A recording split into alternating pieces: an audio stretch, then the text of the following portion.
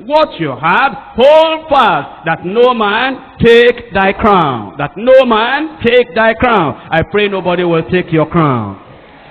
Many years ago, persecution against the church, in this particular area I'm talking about now, was very intense, very difficult and very high. And there were these people that were Christians. And he decided that they were going to kill them, but not by shooting them. They were going to kill them by making them die slowly. And you see, that kind of death is very, very painful. If somebody is shot, within a few minutes, the fellow is gone. But this one came with torture because of its being gradual. They put a terrible block, and you know, this kind of block, maybe you have not seen that kind over here. There was a particular place I was ministering. And because they used that hall for what they call skating.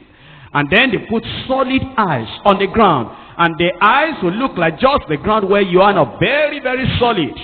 But because of the meetings we were having, they had to put planks of wood on the solid ice, so that people can, still sit down, and they put their legs on the solid plank.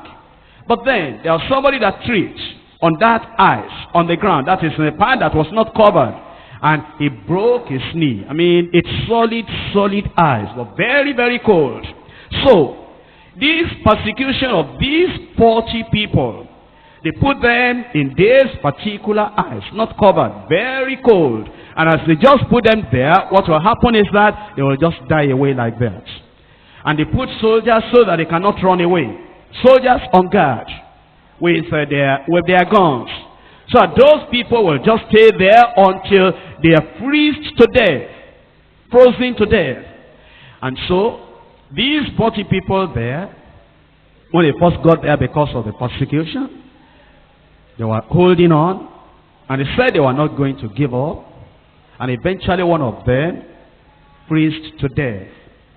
Then the next one died. Then the next one died. Then the next one died. Eventually 39 died, remaining one. Do you know it's difficult to stand alone? Do you know that when there's no encouragement and when there's no fellowship, where you don't hear the word of God like this, do you know, you'll think that you are the only one going through what you are going through. It's difficult to stand alone. So this other fellow began to wonder that before life is frozen out of me, maybe I should change my decision. And eventually, one of these soldiers there, he had been looking at what was going on. Sometimes God opens the eyes of unbelievers. Like he opened the eyes of Nebuchadnezzar and gave him that dream that Daniel interpreted. Like he opened the eyes of Pharaoh and gave him those two dreams that Joseph interpreted.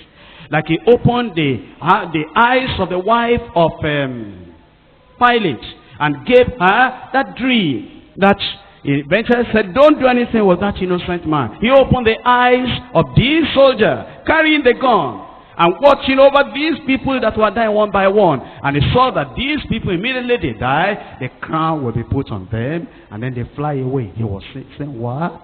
Glorious death? So, this last one, when he was alone, and the cold was much, and the hunger was much, and the loneliness was much, and everything was so terrible, and all these other 39 people, they have died. He was looking at their bodies like this, not knowing where they had gone. He told those soldiers, he said, I give up. I can't continue again. I can't endure again. That soldier that God opened his eyes said, you don't want to continue, come out of the ice, let me take your place. And took his place and got his crown. Hold fast what you have, that no man will take your crown. We don't know when Jesus is coming. Maybe we've gone, you see, sometimes you are traveling 100 miles and you have traveled 99 miles, it remains only 1 mile. Maybe you are feeling tired, maybe you are feeling weary. But look at all the distance you have gone, 99 miles already, and remaining only 1 mile. Why don't you say, even if I die, only 1 mile, I will make it? Why will you allow the devil to take your crown? Here we are. Look at how you have prayed. Look at what God has done in your life. Look at the endurance. Look at what we have suffered already. Look at the hunger. Look at the joblessness. Look at how your family rejected you. And we have come to this point now. Is it at this point where we'll say, I cannot continue again? I cannot follow again? Who will take your crown? Who will take the stars out of your crown? Where do you want to spend eternity? How do you want to end your Christian journey? You have borne the cross to this point. Can you not bear the cross for the little space that remains? You have been a conqueror up to this point. Can't you remain a conqueror for the little time that remains, so that nobody will take your crown? I pray nobody will take your crown. The devil wants you to lose your life, to lose the crown. But Jesus is saying, my son, my daughter, my child, a little bit more endure. A little bit more endure. A little bit more endure. We shall soon be home. Let's rise up and pray.